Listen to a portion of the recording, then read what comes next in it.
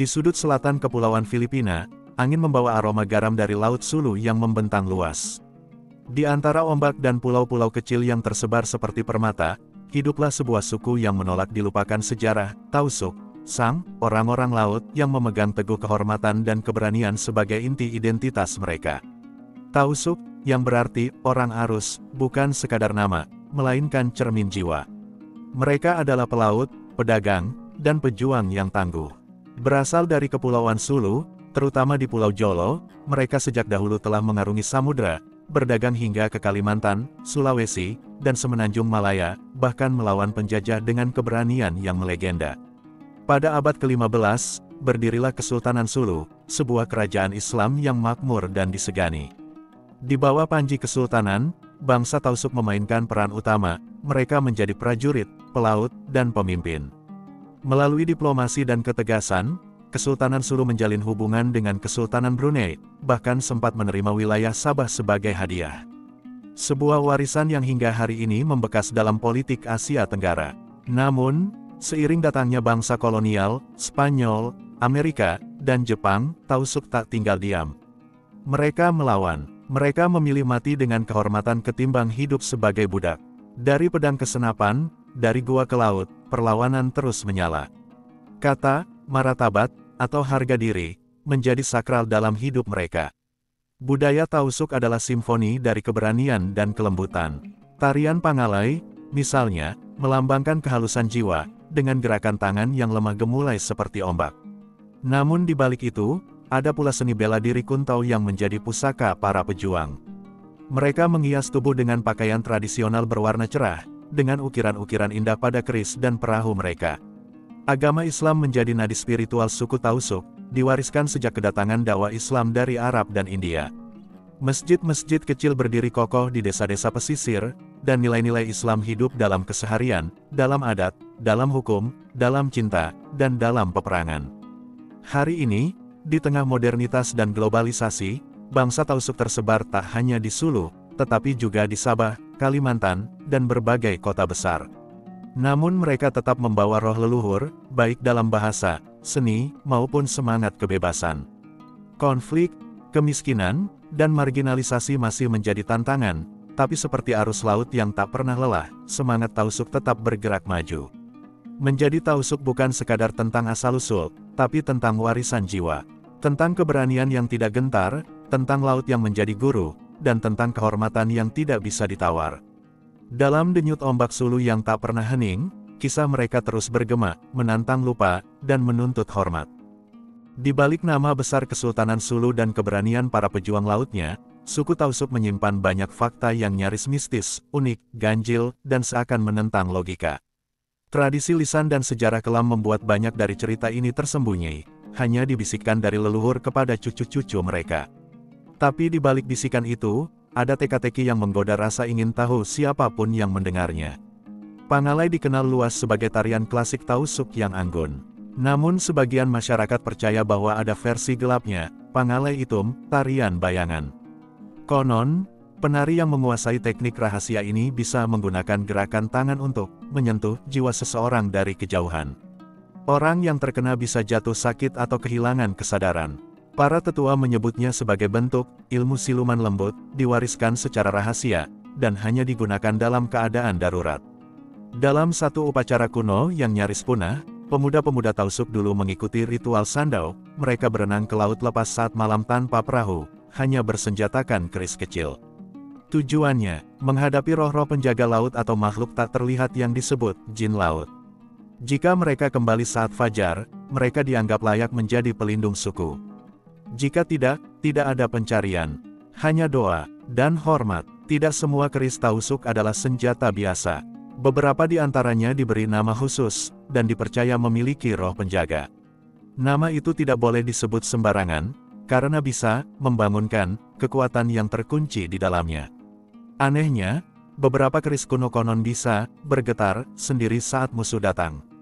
Tidak sedikit cerita tentang keris yang berbisik kepada pemiliknya dalam mimpi, memberi peringatan sebelum serangan terjadi. Meski bahasa Tausug cukup dikenal, ada kode rahasia perang yang digunakan oleh panglima dan mata-mata dalam kesultanan dulu, disebut Sinuk Itlas. Ini bukan sekadar sandi biasa, kata-katanya bisa berubah artinya tergantung intonasi, posisi bulan, dan arah angin laut saat diucapkan. Hingga kini, belum ada linguistik modern yang benar-benar bisa mendekripsi sepenuhnya sistem ini, karena diwariskan secara lisan dan hanya dalam lingkaran tertutup. Salah satu legenda paling aneh, dan dipercaya oleh sebagian warga pesisir, adalah tentang orang laut abadi, makhluk yang tampak seperti manusia, hidup di laut dalam, tidak menua, dan hanya muncul ketika ada perang besar atau bencana alam. Beberapa saksi bersumpah melihat sosok berpakaian tradisional muncul dari kabut laut, menghilang begitu saja. Cerita ini begitu kuat hingga beberapa keluarga mengklaim memiliki darah mereka dalam garis keturunan. Ada satu kepercayaan kuno yang mencengangkan, beberapa panglima tua Tausug tidak tidur selama bertahun-tahun. Mereka dilatih sejak muda untuk bertahan hidup dalam kondisi terjaga, hanya melakukan tunduk tidur beberapa menit lewat meditasi dalam posisi duduk. Menurut kepercayaan, tidur panjang dianggap membuka pintu roh musuh untuk masuk dan melemahkan jiwa. Tradisi ini disebut sebagai titu bayang, dan hanya segelintir yang bisa melakukannya tanpa kehilangan akal. Di dunia modern yang mengandalkan data dan logika, kisah-kisah di atas mungkin terdengar seperti dongeng.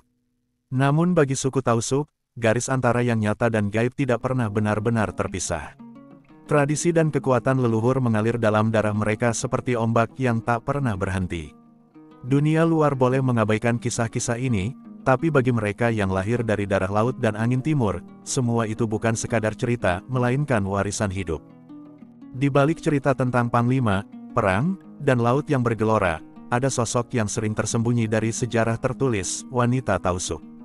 Namun jangan salah menilai, mereka bukan hanya penjaga rumah dan pelantun lalebai. Mereka adalah penjaga kehormatan, pelindung budaya, bahkan pengatur strategi dalam senyap. Di tengah masyarakat patriarkis, wanita Tausug berdiri seperti batu karang, tak tergoyahkan, meski dikepung ombak zaman. Dalam budaya Tausug, gelar dayang-dayang bukan sekadar nama indah. Ini adalah simbol dari wanita bangsawan, berwibawa, dan sangat berpengaruh. Para dayang-dayang bukan hanya cantik, tetapi terpelajar, lihai berdiplomasi, dan bisa menjadi penentu arah politik kesultanan. Beberapa di antaranya bahkan memimpin pasukan secara diam-diam, menyamar sebagai lelaki dalam pertempuran. Di balik kerudung dan kain sutra, tersimpan kecerdasan dan keberanian luar biasa. Tak banyak yang tahu, wanita Tausug memiliki keterampilan tersembunyi dalam penggunaan senjata kecil, seperti pisau, barong, pendek atau keris lipat yang disembunyikan di lipatan pakaian. Dalam masa penjajahan, mereka menjadi kurir rahasia, penyelundup informasi, bahkan eksekutor dalam misi pengintaian. Mereka belajar bertarung dengan diam dan mematikan, sebuah seni yang diwariskan secara turun-temurun hanya pada anak perempuan yang dianggap layak. Busana wanita Tausug tampak anggun, tetapi punya makna perang.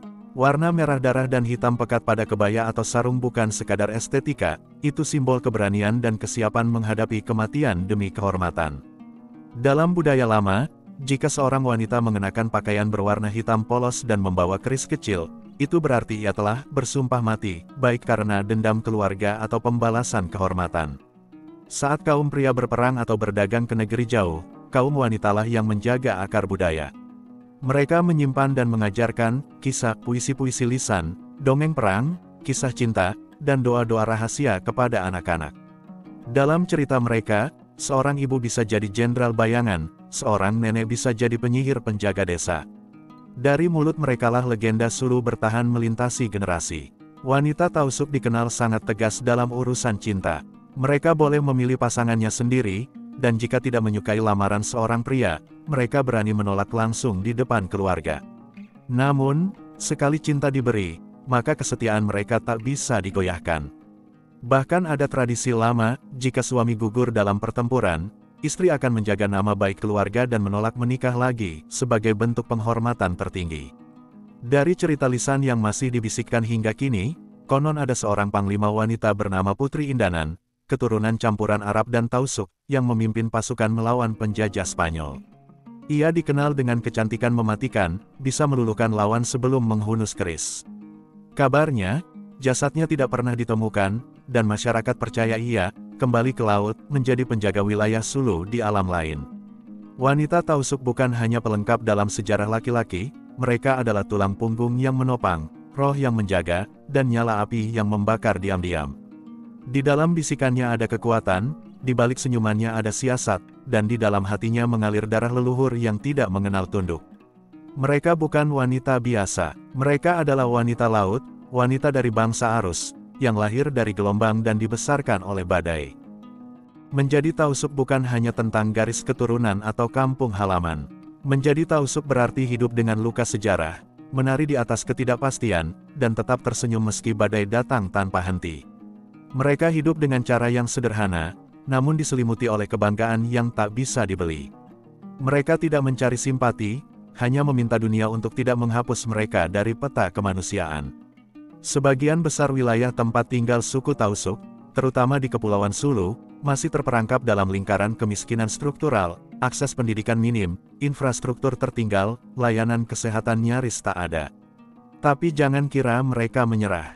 Di balik semua itu, tumbuh generasi muda yang tetap bersekolah meski harus menyeberangi laut, berjalan puluhan kilometer, atau belajar di bawah cahaya pelita. Bagi Tausuk, kemiskinan bukan akhir cerita, itu ujian kehormatan. Mereka diajari sejak kecil untuk tidak mengemis, tidak meminta belas kasih. Lebih baik lapar daripada kehilangan harga diri. Laut adalah segalanya, ia adalah rumah, sahabat, dan terkadang juga musuh. Setiap pagi, para lelaki Tausuk mengayuh perahu ke tengah laut, melawan gelombang demi ikan untuk keluarga. Mereka tak mengandalkan teknologi canggih, hanya naluri, petunjuk bintang, dan tradisi turun-temurun. Banyak yang menyelam tanpa alat bantu, hanya bermodalkan paru-paru dan doa. Mereka menangkap ikan, teripang, mutiara, bahkan hiu, dengan keberanian yang sulit dinalar. Dan meski hasil laut dijual murah kepada pedagang besar, mereka tetap kembali ke laut esok harinya. Bukan karena tak ada pilihan lain, tapi karena itu adalah warisan hidup yang harus dijaga. Wilayah mereka tak jarang disebut sebagai daerah rawan, terkenal karena konflik bersenjata, kehadiran milisi, dan operasi militer. Namun realita di lapangan jauh lebih kompleks, mereka adalah rakyat sipil yang terjepit, mencoba bertahan di antara peluru dan propaganda. Tapi mereka tidak takut, mereka bertani di ladang yang pernah jadi medan tempur. Mereka membangun rumah dari puing-puing kampung lama. Dan mereka mengubur trauma dengan doa serta senyuman kepada anak-anak. Karena bagi Tausuk, ketakutan adalah kemewahan yang tak bisa mereka pelihara. Suku Tausuk tidak pernah benar-benar diberi ruang dalam narasi besar negara-negara tempat mereka tinggal. Mereka minoritas, seringkali tanpa KTP, tanpa hak politik, bahkan dianggap asing di tanah sendiri. Tapi mereka tetap berjalan. Mereka membuat pasar-pasar kecil, membuka warung, menjadi nelayan, buruh pelabuhan, guru ngaji, bahkan TKI. Banyak yang bekerja di negara lain, Malaysia, Brunei, Indonesia, tanpa jaminan legal. Tapi mereka tetap pulang, membawa sedikit uang, banyak pengalaman, dan cerita-cerita keajaiban yang mereka rajut dari serpihan hidup. Dalam rumah panggung sederhana, sering tanpa listrik, berkumpul 3 generasi dalam satu atap. Disitulah kekuatan mereka, keluarga, gotong royong, dan keyakinan. Mereka tak pernah meninggalkan satu sama lain. Saling menjaga, saling memberi makan, saling membela nama baik. Ketika bencana datang, baik alam maupun buatan manusia, mereka tak lari. Mereka akan berkata, ini bukan akhir. Ini cuma putaran. Karena mereka percaya, setiap malam pasti akan diganti pagi. Suku Tausuk adalah satu dari sedikit masyarakat di dunia yang masih hidup dengan prinsip leluhur di tengah modernitas yang menelan budaya. Mereka tak sempurna, tapi mereka jujur pada hidup. Mereka tak punya banyak, tapi yang mereka punya cukup, harga diri, iman, dan keberanian untuk tetap jadi diri sendiri. Mereka mungkin tidak dicatat dalam buku sejarah resmi, tapi sejarah sejati hidup di laut mereka, di mata anak-anak mereka, dan di cara mereka menatap dunia, tajam, tapi tetap damai. Di balik bayang-bayang konflik Mindanao dan bisu sejarah kolonialisme, suku Tausuk tetap berdiri sebagai penjaga tradisi dan kebanggaan bangsa Sulu. Budaya mereka bukan sekadar hiasan folklorik, tapi sistem hidup yang diwariskan dari generasi ke generasi, hidup dalam lagu, gerak, ritual, dan cara berpikir. Bahasa Tausuk, atau disebut bahasa Suk, adalah bahasa yang syarat makna dan filosofi. Ia berkembang dari akar bahasa Melayu dan Arab, namun berkembang unik dalam dialek tersendiri. Banyak ungkapan dalam bahasa Tausuk tidak bisa langsung diterjemahkan karena mengandung emosi dan kedalaman batin. Contoh, Makapatul Sin darah, artinya, seberharga darah, ungkapan tentang harga diri dan kehormatan. Bangkaimu biasa, ayo kamatayan sin pakatawomo, jika kamu bukan orang hebat, setidaknya jangan mati meninggalkan malu. Bahasa ini diajarkan sejak lahir, bukan hanya lewat ucapan, tapi melalui puisi lisan, tarsila, pantun, silsila, dan dongeng perang para pahlawan laut. Tari Igal adalah tarian paling ikonik Tausuk, dilakukan oleh perempuan dengan gerakan tangan yang lembut namun bertenaga. Tarian ini sering digelar saat pesta adat, pernikahan, hingga penyambutan tamu agung. Gerakannya bukan sekadar indah, tapi mengandung simbol, gerakan tangan adalah doa, hentakan kaki adalah keberanian. Alat musik tradisional seperti kulintang, agong, gabang, xilofon bambu, dan biola lokal menjadi iringan utama. Nada-nada minor dalam kulintang seringkali menggambarkan kisah sedih, kemenangan perang, atau harapan akan kedamaian. Pakaian adat pria dikenal sebagai biatawi, baju kemeja panjang, dan sawal celana longgar, sering dipadukan dengan ikat kepala khas bernama pisyabit. Pisyabit ini ditenun secara rumit dan memiliki kode status sosial, semakin rumit motifnya, semakin tinggi derajat pemakainya. Wanita Tausuk mengenakan baduk blus dan patajung, kain panjang, dihiasi manik-manik dan perhiasan emas lokal. Di acara resmi atau pernikahan, warna emas dan merah menjadi dominan, melambangkan kekuatan dan keberuntungan. Suku Tausuk tumbuh dalam budaya lisan yang sangat kuat. Sejak kecil, anak-anak didongengi oleh kakek nenek mereka tentang pahlawan yang tak bisa mati, roh penjaga pulau, dan makhluk halus yang bisa menyesatkan nelayan. Cerita-cerita ini bukan hanya dongeng tidur, mereka adalah kristalisasi sejarah, moral, dan keyakinan kolektif yang diwariskan dari generasi ke generasi. Salah satu legenda paling terkenal dalam masyarakat Tausuk adalah tentang Panglima Hasan, seorang pendekar laut yang konon memiliki tubuh sekeras batu dan tidak bisa ditaklukkan oleh senjata penjajah. Menurut cerita rakyat, Panglima Hasan adalah murid dari seorang guru sakti yang memberinya ilmu kebal dan kesaktian laut. Konon, sebelum bertempur, ia akan menanam sehelai rambut ibunya di dalam tanah, sebagai penghubung spiritual yang membuatnya tak bisa dilukai. Legenda ini hidup hingga kini, terutama di kalangan kaum muda yang mulai menggali kembali jejak para pejuang terdahulu. Salah satu tempat paling penuh mitos adalah Pulau Jolo, yang dipercaya menyimpan tanah darah, tempat pertama para leluhur Tausuk menapakkan kaki. Di sana ada gua-gua keramat, sumur tua yang airnya dipercaya bisa menyembuhkan, serta makam-makam para wali dan bangsawan Sulu. Orang tua di sana percaya, siapapun yang merusak tempat-tempat itu tanpa izin adat akan ditimpa nasib buruk, sakit aneh, tersesat di laut, atau kehilangan akal. Bahkan para nelayan sering melemparkan sesaji atau membaca doa sebelum melintasi area-area tertentu yang dianggap berpenghuni. Salah satu mitos yang paling sering diceritakan adalah tentang makhluk laut penjaga pulau, yang disebut Si Adang. Ia digambarkan sebagai sosok besar seperti manusia ikan, bermata merah, dan tinggal di dalam gua laut terdalam. Menurut kepercayaan, Adang akan muncul saat wilayah Tausuk terancam, baik oleh perang, ketamakan, atau penjajahan. Saat ia muncul, badai akan datang tiba-tiba, dan perahu-perahu asing akan karam secara misterius. Cerita ini bukan hanya kisah horor. Ia adalah simbol perlindungan spiritual, bahwa tanah Sulu tidak pernah benar-benar kosong, selalu dijaga oleh kekuatan tak terlihat. Suku Tausuk mengenal konsep ilmu batin, atau sering disebut sebagai galing. Ada galing putih, ilmu baik, seperti ilmu kebal, pengobatan dengan doa, atau menjaga diri dari jin. Tapi ada juga galing hitam, ilmu hitam, seperti sihir pemikat, santet, hingga ilmu memanggil makhluk gaib. Ilmu ini diyakini diwariskan secara tertutup, hanya kepada keturunan tertentu. Praktisi ilmu ini sangat dihormati, atau ditakuti. Di beberapa kampung, masih ada larangan menyebut nama orang tertentu di malam hari karena takut memanggil kekuatannya. Salah satu mitos paling indah adalah tentang surga laut, dunia bawah air yang diyakini sebagai tempat tinggal ruh para pelaut yang mati di laut. Di sana, mereka hidup dalam kedamaian, tanpa rasa lapar atau sakit. Diceritakan, sesekali mereka muncul ke permukaan dalam bentuk ikan besar atau ombak halus yang menyentuh kaki anak-anak nelayan. Legenda ini menjadi cara lembut para orang tua Tausuk menghibur anak-anak yang kehilangan ayah atau abang di laut, bahwa mereka tidak mati, hanya berpindah ke dunia yang lebih tenang. Mitos dan legenda Tausug bukan sekadar cerita pengantar tidur. Mereka adalah jantung budaya yang memelihara nilai-nilai, memperkuat identitas, dan menjaga koneksi spiritual antara manusia, leluhur, dan alam semesta.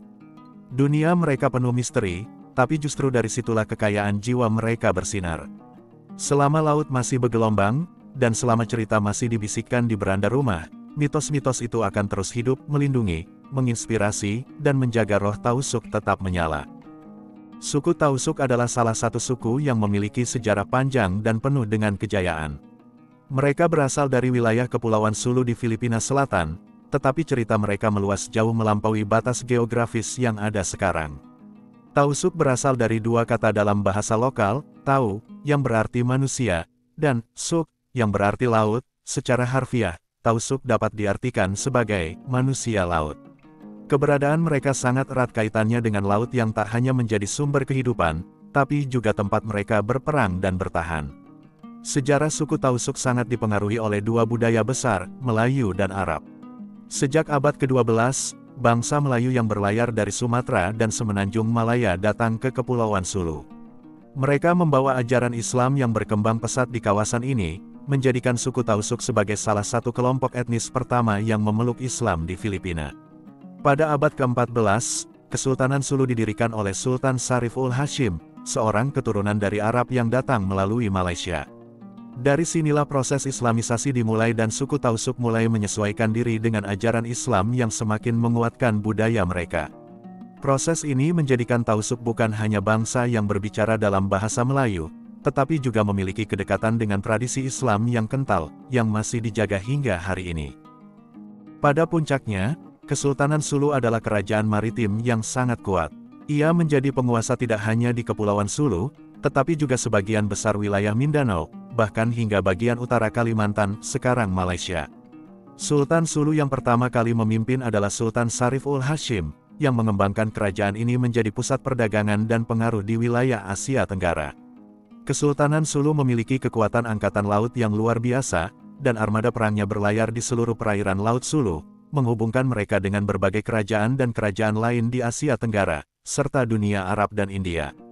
Hal ini membuat suku Tausug dikenal sebagai bangsa pelaut ulung, terampil mengarungi lautan dengan perahu-perahu tradisional mereka, seperti Vinta. Kesultanan Sulu juga memainkan peran besar dalam perdagangan rempah-rempah, mutiara, dan hasil bumi lainnya, menjadikannya sebagai salah satu kerajaan yang sangat berpengaruh pada masanya. Sayangnya, pada abad ke-18 dan ke-19, Kesultanan Sulu mengalami penurunan yang signifikan. Kolonialisme Spanyol yang datang dari barat dan menguasai Filipina, serta kolonialisme Inggris dan Amerika, membawa perubahan besar bagi suku Tausug. Meskipun Sulu dikenal sebagai wilayah yang sulit dikuasai karena sifat pejuang Tausug yang keras, akhirnya Spanyol berhasil menguasai sebagian besar wilayah tersebut, namun hanya dengan kekerasan dan setelah bertahun-tahun perlawanan. Selama penjajahan Spanyol, banyak orang Tausug yang mempertahankan kebudayaan mereka dan agama Islam meskipun mendapatkan tekanan dan diskriminasi. Kesultanan Sulu terpaksa menerima pengaruh kekuasaan asing, namun tetap mempertahankan otonomi mereka dalam banyak hal, terutama dalam soal keagamaan dan adat istiadat. Setelah Perang Spanyol-Amerika pada 1898, Amerika Serikat menggantikan Spanyol sebagai penguasa Filipina.